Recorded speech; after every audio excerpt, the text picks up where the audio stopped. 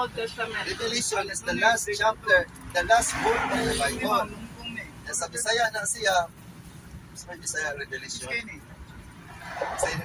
Bisaya Revelation mga ipadayag, morong ipadayag. Wala sa Bisaya.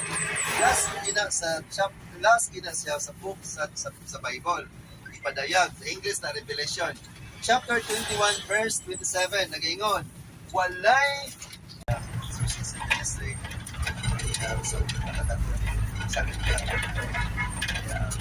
siguro matuloy ka na ito diri mga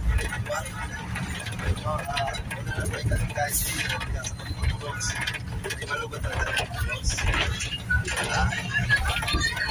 nagdala ko nun po yung pag-vlogs kasi sa kanal sa mga sana kasi yung tahan kaya sa pagsiluan sakay na may mga bas sa kanil SM the Catholic Church the proper gestures sa atong mga kapot sa atong pag siya nag-represent into sa Father, Son, and the Holy Spirit. Ito is the nature of Christ. The nature of Christ is the divine nature. Mga nature siya. Divine nature and human nature. Hindi na siya, anong proper na positions yung kamot na upan sa ngalan sa mahal, sa anak, sa Espiritu Santo.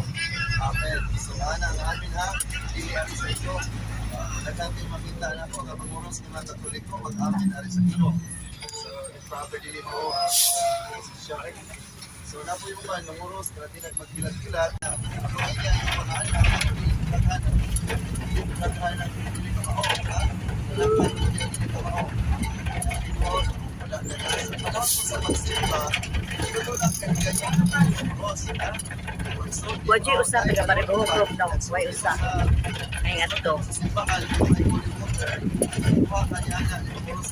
Bisang tog magsapos sa sila tanan, mag-commute pa.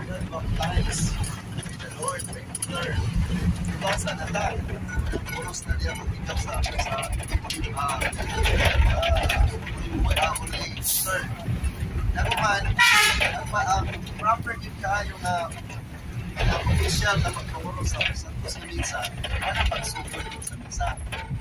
Pare sa samahan, kinalagman. Ikaduha ka magpanguro sa ito, ilagmay na ito sa pagkasaran. Pinagpuro sa liyong pagkag, pero mag-ari ang Diyos sa iyong pagkag, ayaw sa iyong pagkakma, ang pagkagdala iyong liganan, mag-ari siya sa pagkasikas. Salamat.